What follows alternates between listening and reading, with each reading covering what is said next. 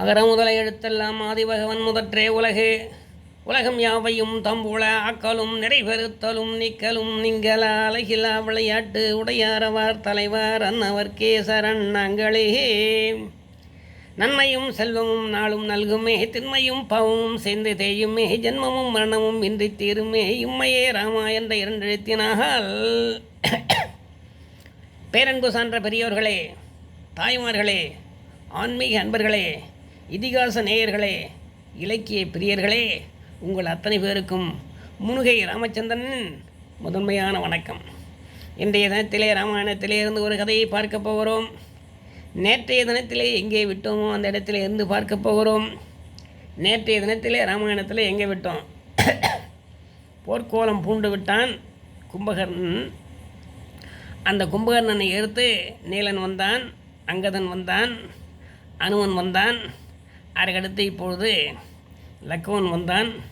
அந்த லக்குவனும் அங்கே சோர்ந்து விழுந்து விட்டான். அதற்கடுத்து சுக்ரீவன் வந்தான்.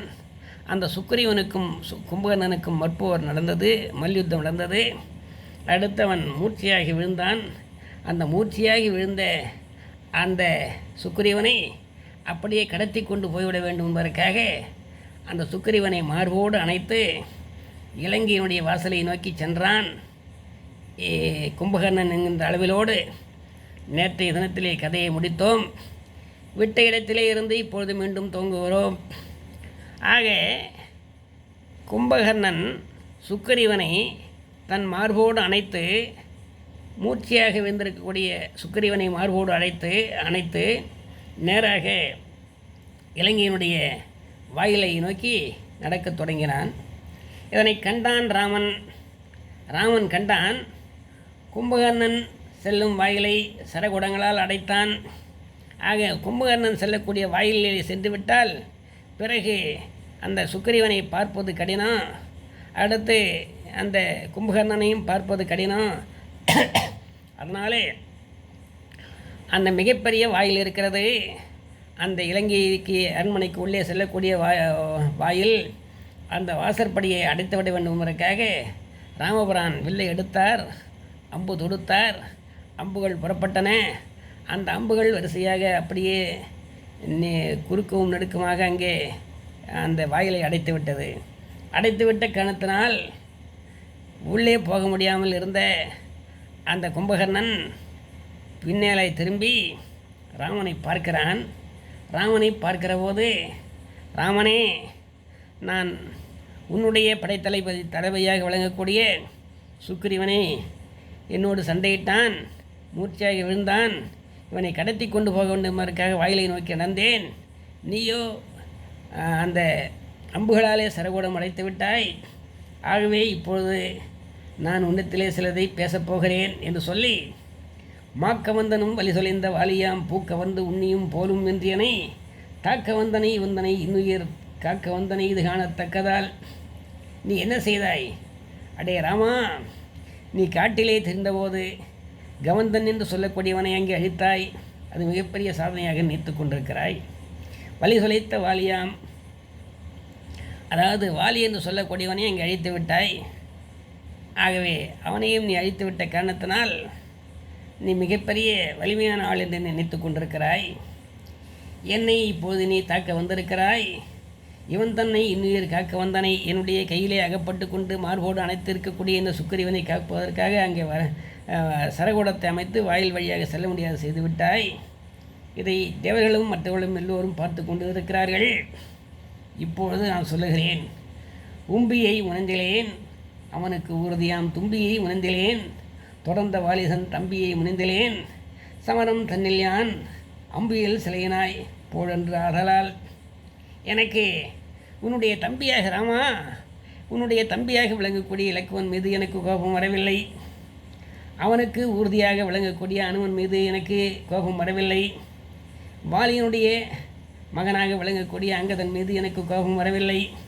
சமரம் தன்னில்யான் அம்பியல் சிலையினாய், இந்த போர்க்களத்திலே அம்புகளை கையிலே வைத்து கொண்டிருக்கக்கூடிய வில்லை உடையவனே, போழென்று ஆதலால்.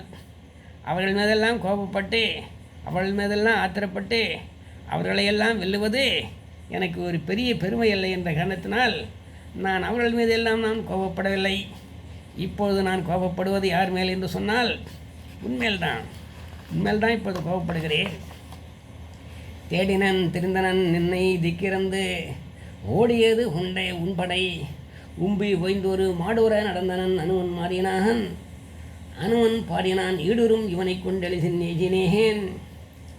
எங்கே இருக்கிறாய் ராமா, எங்கே இருக்கிறாய் ராமா என்று போர்க்களத்திலே உன்னை எங்கு பார்த்தாலும் தேடினேன் திரிந்தேன். எவ்வளோ இடத்திலே தேடி தேடி பார்த்தேன் என்று கண்களுக்கு நீ அகப்படவில்லை. திக்கு இறந்து ஓடியது உன் படை.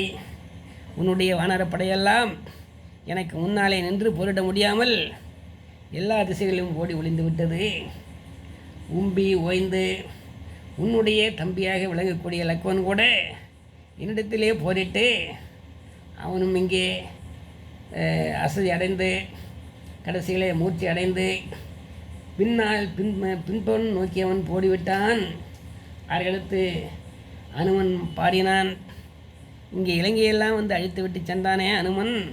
அந்த அனுமன் கூட என்னிடத்திலே வந்து சண்டை போட வந்து ஒரு மலையை எடுத்து என்னுடைய மார்பிலே வீசினான். அந்த மலையானது தூள் தூளாக ஆனது. அப்படி இந்த மலையை வீசி நீ உயிரோடு இருந்து விட்டால் நான் ஒன்றத்திலே போரிட மாட்டேன்னு சொல்லி அந்த அனுமனும் என்னிடத்திலே போரிடாமல் சென்று விட்டான். ஈடரும் இவனை கொண்டு எழுசினேன். இப்படிப்பட்ட சூழ்நிலையிலே சுக்கிரீவன் ஓடி வந்தான். என்னிடத்திலே சண்டை போடுவதற்கு ஓடி வந்தான். அவனும் நானும் மல்யுத்தம் செய்தோம். அந்த மல்யுத்தத்திலே அவன் என்னுடைய அடிகளை தாங்க முடியாது அங்கே மூர்ச்சியடைந்து விழுந்து விட்டான். இந்த மூர்ச்சியடைந்து விழுந்து விட்டவனை நாம் கடத்தி கொண்டு இலங்கை நகருக்குள்ளே சென்று விடலாம், வாயிலுக்குள்ளே சென்று விடலாம் என்று ஏகினேன். ஏதிவன் திரளை நோய் அமைப்பு பேதுரு குரங்கையான் பிணித்த கைப்பணி கோதைவன் சிலையினால் கோடி வீடியனின் சீதையும் பேர்ந்தவள் சிறை நின்றான் என்றான். அடே வில்வித்தியிலே சிறந்த ராமனே, என்னிடத்திலே இப்போது நான் உன்னை கேட்கிறேன். இந்த சுக்ரீவனாகிய குரங்கை நான் கையகப்படுத்தி விட்டேன், என் மார்புறத் தழுவி விட்டேன். ஆகவே சீதையின்றே கணவனாக வழங்கக்கூடிய கையிலே வில்லை வைத்து கொண்டிருக்கக்கூடிய ராமபுரானே, உன்னிடத்திலே நான் ஒரு கேள்வியை கேட்கிறேன். என்னுடைய கையிலே சிறைப்படுத்தப்பட்டிருக்கக்கூடிய இந்த சுக்ரீவனை என்னிடத்திலே இருந்து நீ மீட்டு விட்டாயானால் நீ சீதையை மீட்டு விடுவாய். இந்த சுக்ரீவனை என்னிடத்திலே இருந்து நீ மீட்கவில்லை என்று சொன்னால் அந்த சீதையை உன்னாலே மீட்க முடியாது என்று அங்கே வீரம் பேசினான். ஏதைவன் தில்லை நோய் அமைப்பு இல்லோதேர் பேதொரு குரங்கையான் பிணித்த கைப்பணி கோதைவன் சிலையினால் கோடி வீடேனின் சீதையும் பேர்ந்தள் சிறை நின்றாம் என்றான். சீதை இப்போ வந்துடுவா, நீ அவனை மீட்டுட்டாக்க சீதையை மீட்டுடுவேன், இல்லைன்னா மீட்க மாட்டான். உடனே ராமபுரான் என்ன செய்தார்? வஞ்சினம் கூறினார்.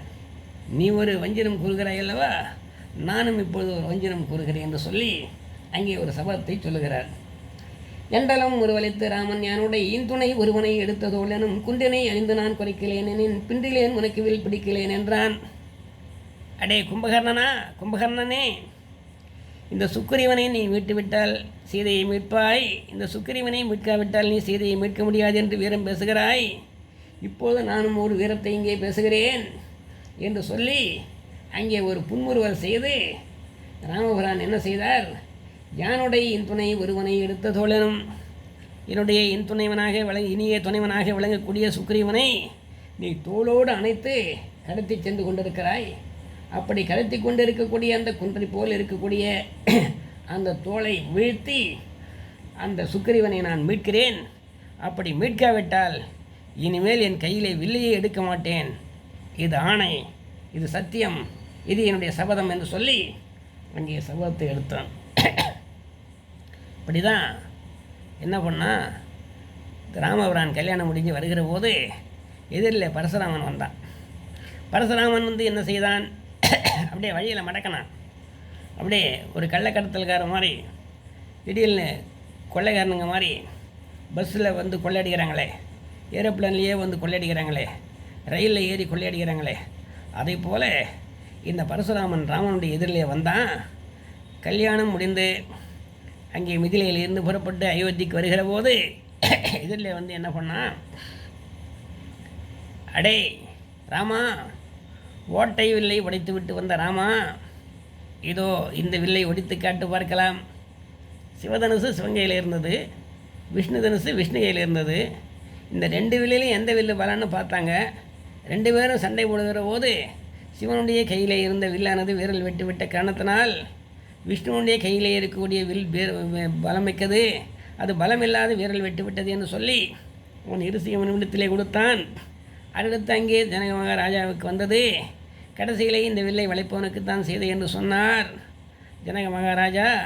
அதனாலே அந்த வில்லை வளைத்துவிட்டு சீதையை மணந்துவிட்டு இங்கே அயோத்திக்கு புறப்பட்டு வந்து கொண்டிருக்கக்கூடிய ராமா, இதோ இந்த தனுசுவை இந்த வில்லை வளைத்து காட்டு பார்க்கலாம், இது வீரல் விடாத விஷ்ணு தனுசு என்று சொன்னார்.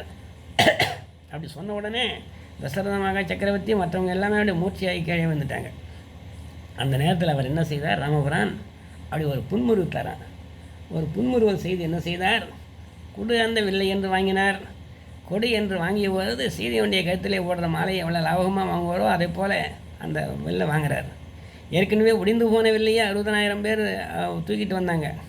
60,000 அளவில் ஆற்றலர், உருவலி யானையை போன்ற தோழினர், தனிமடித்து இடையடை தண்டில் தாங்கினார்னார் கம்பர். ஆக 60,000 பேர் தூக்கி வந்து வீரல் வெட்ட வில்லையே வளைச்சிட்டான். இங்கே வீரல் விடாத இந்த வில்லையும் ஒரு பூமாலையை வாங்குற போல் வாங்கிட்டான். வாங்கிட்ட உடனே அவன் என்ன சொன்னான், ஒரு புன்முறுவல் செய்தான் ராமன்.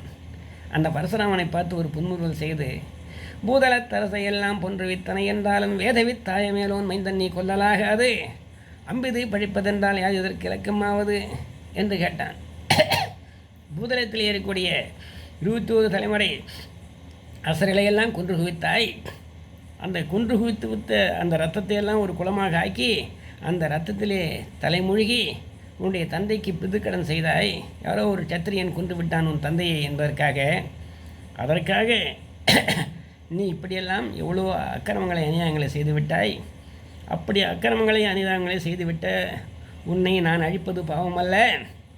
இருந்தாலும் பரசுராமா, வேதங்களையெல்லாம் படித்த ஜமதக்னி முனிவர் என்று சொல்லக்கூடிய அந்த முனிவருக்கும் அந்த ரேணுகாதேவிக்கும் பிள்ளையாக பிறந்தவன் நீ.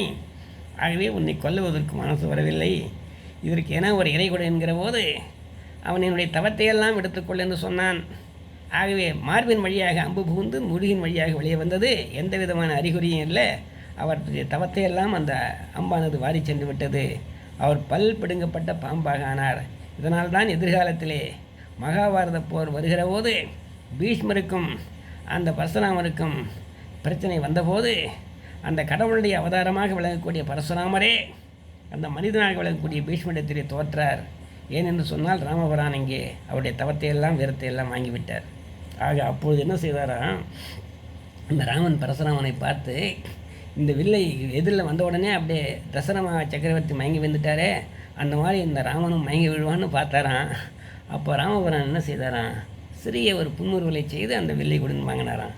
அதை போல் இந்த கும்பகர்ணன் சூளுரைத்த போது இந்த சுக்கிரீவனை உன்னால் மீட்க முடியுமா என்ற போது இந்த ராமபுராணம் என்ன செய்தான், என்றாலும் ஒரு வலித்து ராமன் யானுடை இந்துணை ஒருவனை எடுத்த தோழனும் குண்டினை அருந்து நான் குறைக்கலேனெனின் பிண்டிலேன் உனக்கு வில் பிடிக்கலேன் என்றான்.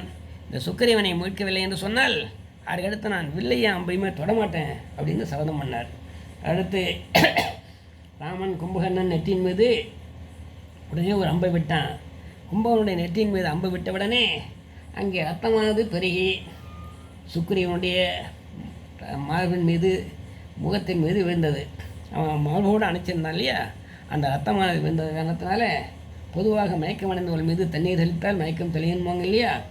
ஆகவே இந்த உதிரமாகிய தண்ணீர் அங்கே சுக்கிரீவனுடைய தலையிலே முகத்திலே விழுந்தபோது அவன் என்ன செய்தான், மயக்கம் தெளிந்தான், நிலைமையை உணர்ந்தான், கும்பகனுடைய பிடிகளை நாம் இருக்கிறோம் என்பதை தெரிந்து கொண்டான்.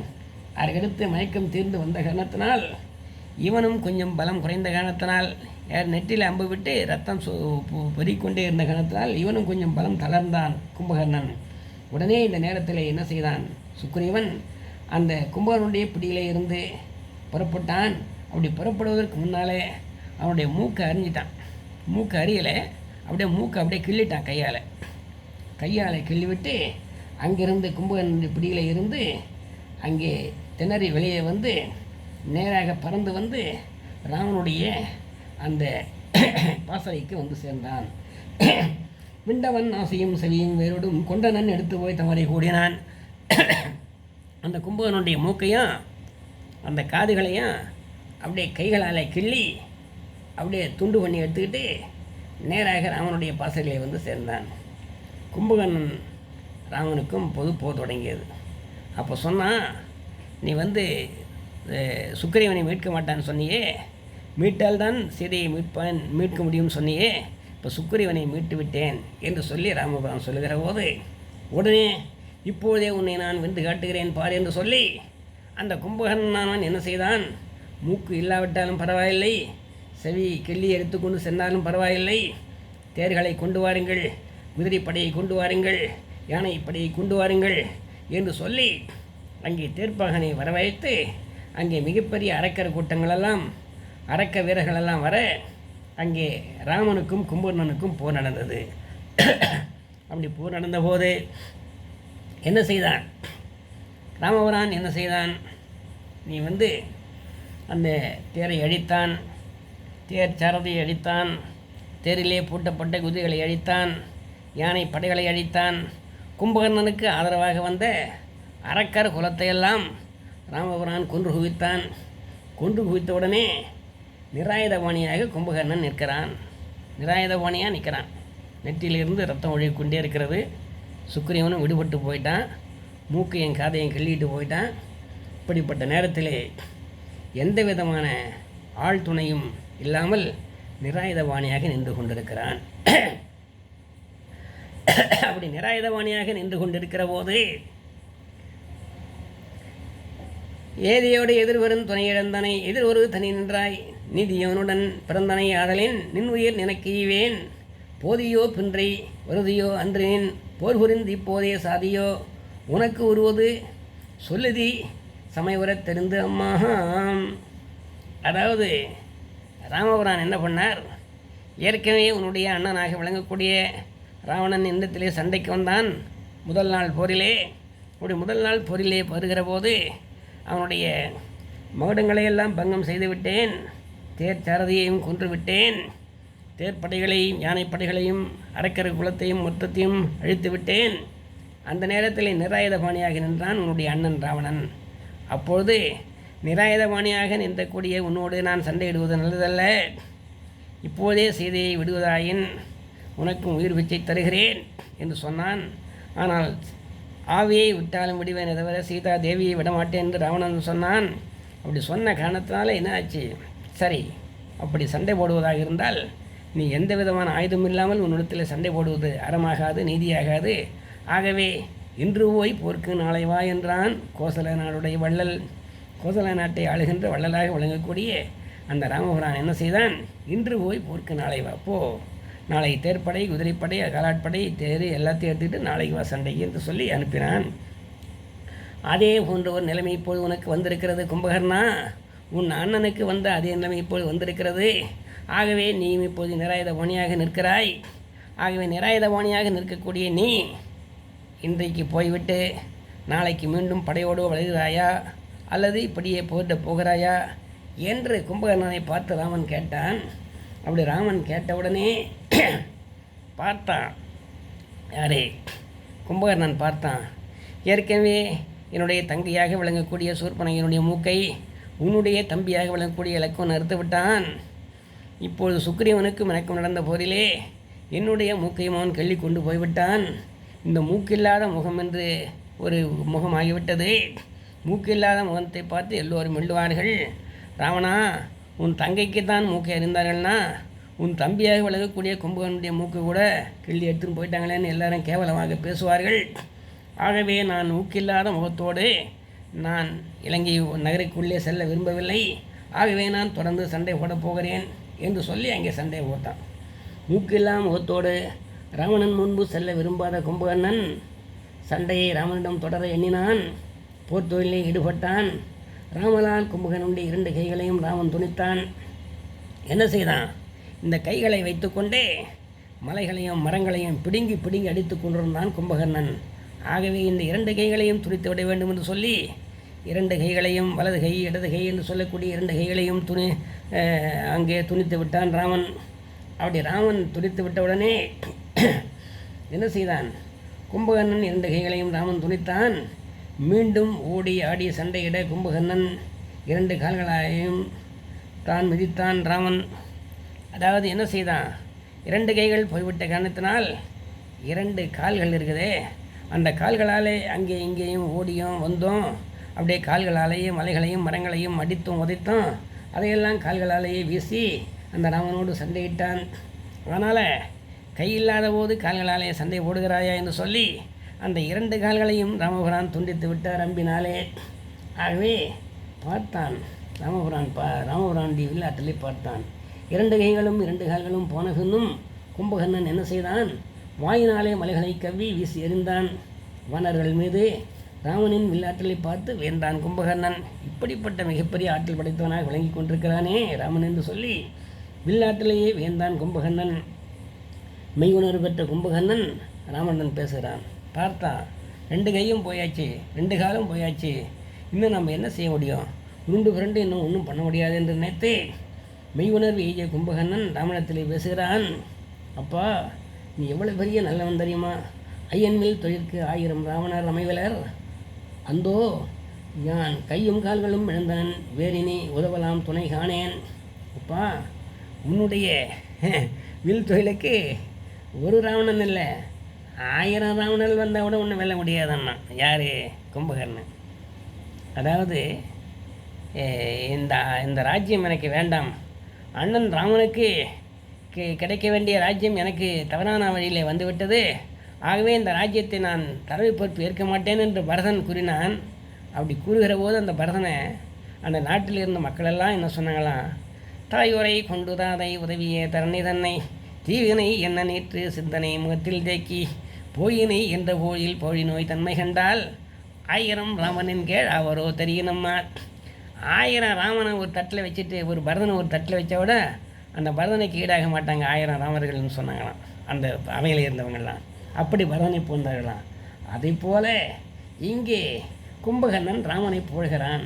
என்ன சொல்கிறான், அப்பா ராமா, உன்னுடைய வில் தொழிலை நான் பார்த்து விட்டேன், உன்னுடைய வில் ஆற்றலை பார்த்து விட்டேன், நீ வில்லை பயன்படுத்தும் அந்த முறைகளெல்லாம் பார்த்து விட்டேன். ஒரு ராவணன் இல்லை, 1000 ராவணர்கள் வந்தால் கூட என்னை வெல்ல முடியாது என்று அந்த ராமனை போற்றினான். உடனே அந்த ராமனை பார்த்து மெய்யுணர்வு பெற்ற அந்த கும்பகர்ணன் ராமனிடத்திலே பேசுகிற போது என்ன சொல்கிறான், உம்முடைய கைக்கு அடைந்தான் விடனை உயிர் காக்க கடவீர் என்றான். ஐயா ராமபுரானே, நான் போயிட்டேன், அடுத்த நாள் வரக்கூடிய போரில் ராவணனும் போக போகிறான், இது உண்மை. ஆகவே யாராவது ஒரு தம்பியாவது அங்கே நினைத்து நிற்க வேண்டும். ஆகவே வீடனை பக்கத்திலே வைத்திருக்கிறாய், வீடனை பக்கத்திலே வைத்திருக்கக்கூடிய ராமா, நீ செய்ய வேண்டியது என்ன தெரியுமா, அவனை தனியாக விட்டுறாத. அவன் தனியாக எங்கேயாவது போயிட்டான்னா ராவனுடைய படைகள், ராவனுடைய வில்லிலிருந்து புறப்படக்கூடிய அம்புகள், ராவனுடைய அந்த வாழ், இவைகளெல்லாம் இந்த வேடனை கொண்டு விடும். ஆகவே எப்பொழுதும் உன் பக்கத்திலேயே இருக்க வேண்டும். என் தம்பி வேடனன் ராமா உன் பக்கத்திலேயோ அல்லது லக்குவன் பக்கத்திலேயோ, அங்கதன் அனுமன் சுக்ரீவன் பக்கத்திலே இருக்க வேண்டுமே தவிர வேறு எங்கேயும் தனியாக விட்டுவிடாதே என்று சொல்லி அந்த தம்பியின் மேலே இருக்கிற பாசம், நான் தான் அநீதி பக்கம் வந்து அழிந்தேன், நீதியோடு சென்ற அந்த தம்பி வீடனாவது இருக்க வேண்டும் என்பதற்காக அங்கே ராமபுரானை பார்த்து கும்பகர்ணன் பேசுகிறான். என்ன பேசுகிறான், நீதியால் வந்ததொரு நீடியால் வந்ததொரு நெடுந்தருவன் அறியல்லால் சாதியால் வந்த சிறு நெறி அறியான் என் தம்பி ஆதியாய் உனையடைந்தான் அரசரூரு கொண்டமைந்த வேதியா இன்னும் உனக்கு அடைக்கலம் யான் வேண்டுவனே. ஆகவே நீ ஆதியா என்றான், ஆதி மூலமேன்றான். ஆதி மூலமே என்று அழைத்தது எது, ஒரு யானை. முதலுடைய வாயிலே யானையுடைய கால் போயிடுச்சு. உடனே அது என்ன செய்தது, ஆதி மூலமே என்று அழைத்தது. ஆதி மூலமே என்று அழைத்த உடனே சிவபெருமான், விநாயகன், முருகன் மற்றவங்க எல்லாரும் என்ன பண்ணாங்க, நான் ஆதி மூலம் இல்லை என்று எல்லாரும் விலகிட்டாங்க. ஐயோ, எல்லோரும் விலகிட்ட போது ஆதி மூலமாக இருக்கிறேன், நீங்கள் மாத்திரம் இங்கே அமைதியாக இருக்கிறீங்களேன்னு மகாலட்சுமி கேட்டபோது அந்த திருமால் மகாவிஷ்ணு பெருமாள் என்ன செய்தார், உடனே சக்கராயத்தை அனுப்பினார். அங்கே வைகுந்தத்திலிருந்து சக்கராயத்தை அனுப்பிய உடனே அது வேகமாக வந்தது. அந்த முதலுடைய தலையை அறுத்தது. அந்த முதலுடைய வாயிலே இருந்து அந்த யானையுடைய கால் மீண்டது. அப்பொழுது அந்த யானை என்ன கேட்டது, கஜேந்திரன் யானை ஆதி மூலமே என்று அழைத்தது. அந்த ஆதி மூலமே அதே வார்த்தையைத்தான் யார் இங்கே கும்பகர்ணன் சொல்கிறான். நீதியால் வந்தவர் நெடுந்தரும நெறியல்லால் சாதியால் வந்த சிறு நெறியறியான் என் தம்பி ஆதியாய் ஆதி மூலமே உனை அடைந்தான் அரசரூர் கொண்டமைந்த வேதியா அரசரூரிலே வந்திருக்கக்கூடிய வேதங்களுக்கெல்லாம் தலைவனாக விளங்கக்கூடிய பரம்பொருளே, இன்னும் உனக்கு கடைக்கலம் யான் வேண்டினேன். கும்பியைத்தான் உன்னைத்தான் அனுமதித்தான் ஒருபோதும் எம்பிபரியானாகி அருளதியான் வேண்டினேன். ஆகவே உன்னையோ உன் தம்பியையோ அனுமனையோ சுக்கிரீவனையோ அங்கதனையோ பிரியாமல் எப்போதும் இருக்க வேண்டாம். அப்போ தான் அவனுடைய உடலிலே உயிர் இருக்கும், இல்லைன்னா ராவணன் கொண்டு விடுவான்னு சொல்கிறான். ஆதியாய் என்று அழைக்கிறான். ஆதியாய் உன்னை அடைந்தேன்னார். திருமணி ஆழ்வாரோடு சொல்லுகிற போது, பெருமாளை பற்றி சொல்லுகிற போது என்ன சொல்கிறார் தெரியுமா? ஆதியாதியாதினி உரண்டமாதியாதலால் சோதியாத சோதினி எது உண்மையில் விளங்கினாய் வேதமாகி வெள்வியாகி விண்ணினோடு மண்ணுமாய் ஆதியாகி ஆயனாயம் மாயம் என்னும் மாயமே. ஆக அங்கும் அவர் ஆதியாதின்னு தான் சொல்கிறார்.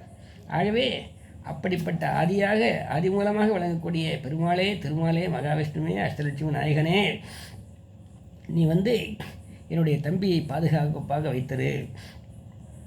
ஆகவே நான் நிமிடத்திலே கேட்பது என்ன என்று சொன்னால், தம்பியை பாதுகாப்பாக வைத்துவிடு என்று சொல்லிவிட்டேன். 2 கால்களையும் 2 கைகளையும் இழந்து இனிமேல் நான் சண்டை போட முடியாது. ஆகவே உனக்கு ஒரு வேண்டுகோள் நான் வைக்கிறேன். பொதுவாக ஒருவனை பற்றி பாராட்டுகிற போது, ஒரு பெண்ணையோ ஆணையை பற்றி பாதுகாட்டுகிற போது மூக்கும் மொழியுமாக இருக்கிறாள் என்று சொல்வார்கள்.